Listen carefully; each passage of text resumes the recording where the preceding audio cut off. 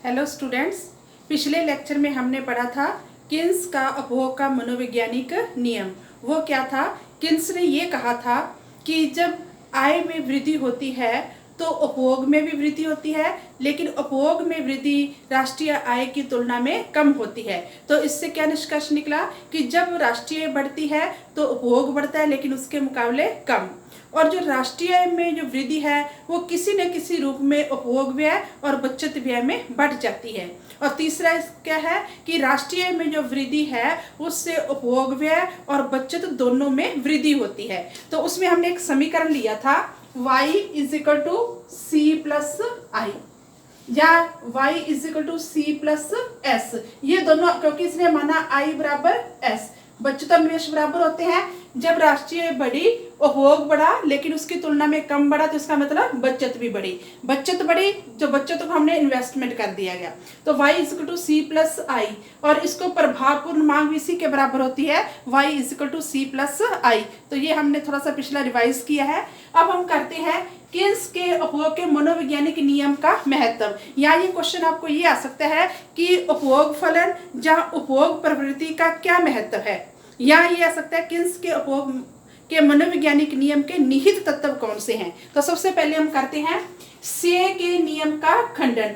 तो हमने पहले से का बाजार नियम पढ़ा है। से का बाजार नियम क्या है कि पूर्ति अपनी मांग का स्वयं निर्माण करती है, और वो सिद्धांत इस मान्यता पर आधारित है कि दीर्घ काल में न तो अत्युत्पादन होता है न ही बेरोजगारी होती है, बल्कि पूर्ण रोजगार एक सामान्य स्थिति है। लेकिन किन्स का उपभोग का मनोवैज्ञानिक नियम से के नियम का खंडन करता है, क्योंकि जब राष्ट्रीय आय बढ़ेगी, उपभोग उसकी तुलना में कम बढ़ेगा, तो उत्पादन पूरा बिक नहीं पाएगा। पूरा उत्पादन नहीं बिकेगा तो क्या होगा? अत्युत्पादन होगा। अत्युत्पादन होगा तो बेरोजगारी फैलेगी। तो किन्स ने क्या कहा? किन्स का उपभोग का मनोवैज्ञानिक नियम से क्या निष्कर्ष निकला कि से के बाजार नियम का उन्होंने खंडन किया है। दूसरा, राज्य हस्तक्षेप की आवश्यकता पर बल।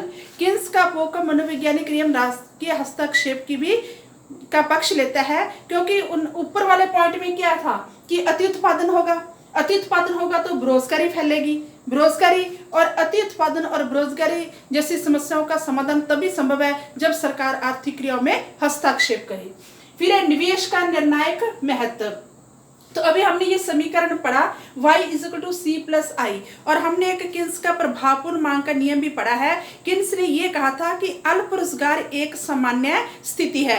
अल्प रोजगार से अगर पूर्ण रोजगार स्तर पर पहुंचना है तो हमें प्रभावपूर्ण मांग में वृद्धि करनी होगी, और प्रभावपूर्ण मांग किसके बराबर होती है? सी प्लस आई। अभी हमने पढ़ा कि जिस अनुपात में आय बढ़ी, उपभोग उस अनुपात में कम बढ़ा, तो इसका मतलब y माइनस सी किसके बराबर हो गया? s, बचत। और बचतों को अगर हम इन्वेस्टमेंट नहीं करेंगे तो पूर्ण रोजगार स्तर पर पहुंचना संभव नहीं है। कहने का मतलब किन्स के उपभोग के मनोवैज्ञानिक नियम ने ये कहा है कि जिस अनुपात में आय बढ़ी, उपभोग उससे कम अनुपात में बढ़ा।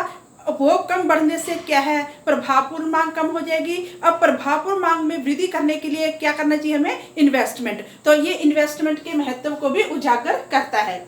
फिर है अल्प रोजगार संतुलन का अस्तित्व। ये पॉइंट भी इन्हीं से रिलेटेड है। ऊपर वाले पॉइंट हमने पढ़ा है कि इन्होंने से के बाजार नियम का खंडन किया है। किन्स ने ये माना है कि राष्ट्रीय आय की तुलना में उपभोग कम बढ़ता है, इसलिए पूरा उत्पादन बिक नहीं पाता। पूरा उत्पादन न बिकने के कारण क्या हो जाता है? अर्थव्यवस्था में अत्युत्पादन की समस्या। अत्युत्पादन की समस्या है तो बेरोजगारी फैल जाती है, और बेरोजगारी तो जो प्रभावपूर्ण मांग का जो संतुलन बिंदु है वो अल्प रोजगार संतुलन पर ही कायम हो जाता है। कहने का मतलब अल्प रोजगार संतुलन एक सामान्य स्थिति है, और अल्प रोजगार से पूर्ण रोजगार पर कैसे पहुंच सकता है? प्रभावपूर्ण मांग में वृद्धि करके।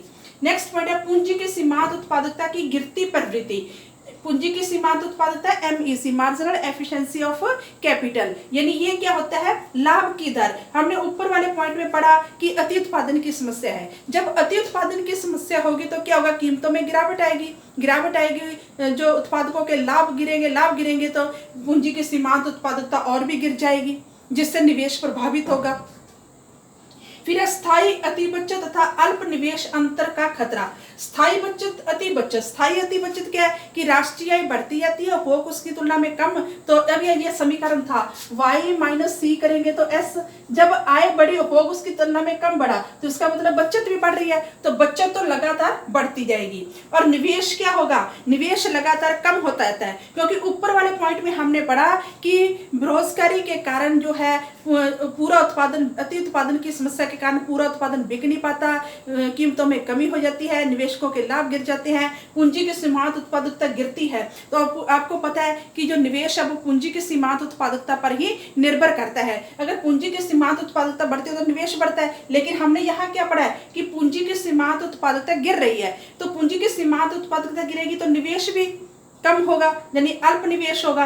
तो ये स्थायी अति बचत और अल्प निवेश का जो अंतर है, इससे दीर्घकालीन अवरोध की स्थिति कहा जाता है। तो स्टूडेंट, ये आपको छोटा क्वेश्चन आ सकता है कि दीर्घकालीन अवरोध क्या है।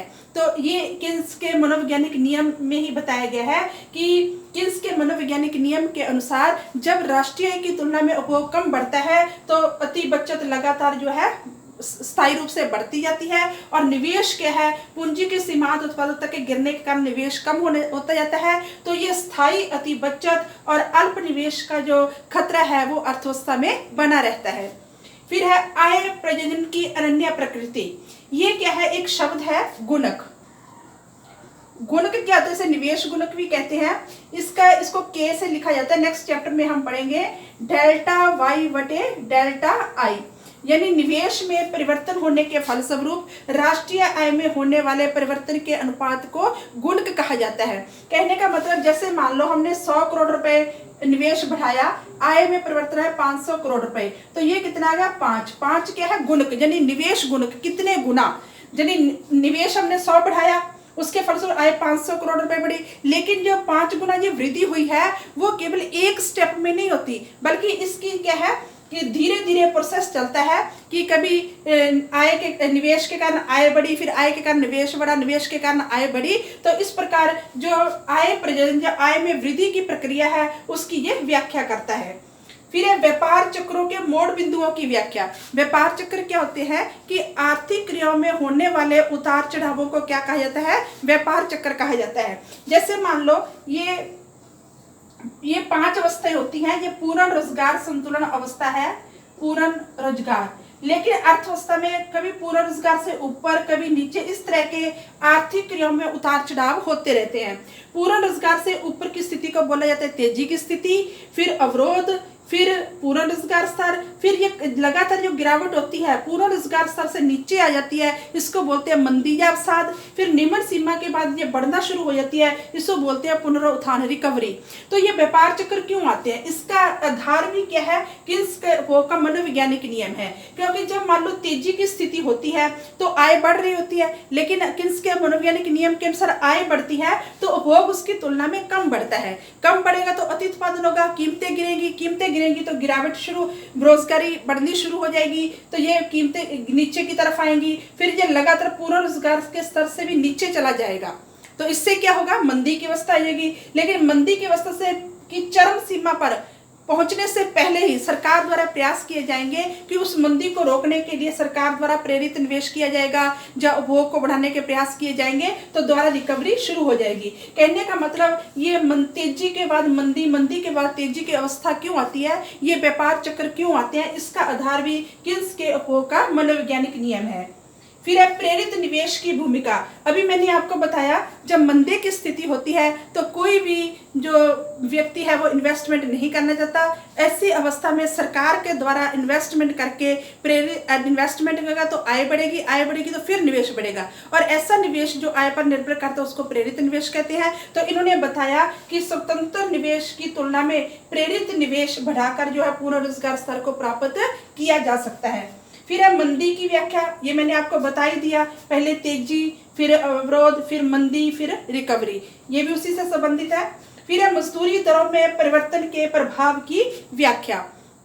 तो किन्स ने ये बताया कि इन्होंने कहा कि अल्प रोजगार एक सामान्य स्थिति है, लेकिन पूर्ण रोजगार मजदूरी दरों में जो परिवर्तन के प्रभाव की व्याख्या है, इन्होंने कहा कि मजदूरी दरों में अगर वृद्धि की जाएगी तो इससे क्या होगा, लोगों की आय बढ़ेगी। मजदूर भी एक उपभोक्ता है, जब आय बढ़ेगी तो उपभोग बढ़ेगा, उपभोग बढ़ेगा तो क्या होगा, प्रभावपूर्ण मांग बढ़ेगी, प्रभावपूर्ण मांग क्या बढ़ेगी कि बेरोजगारी की समस्या हल होगी। तो इन्होंने बताया कि मजदूरी दरों में परिवर्तन करके हम पूर्ण रोजगार के स्तर को प्राप्त कर सकते हैं, और ये भी किन्स के उपभोग के मनोवैज्ञानिक नियम पर ही आधारित है, क्योंकि इन्होंने कहा कि जैसे ही आय बढ़ेगी उपभोग भी बढ़ता है, तो इसीलिए मजदूरी दरों में परिवर्तन करके भी हम अर्थव्यवस्था में प्रभावपूर्ण मांग को बढ़ाकर पूर्ण रोजगार के स्तर पर पहुंच सकते हैं। तो कहने का मतलब ये सारे जो पॉइंट्स हैं आपस में कोरिलेट है।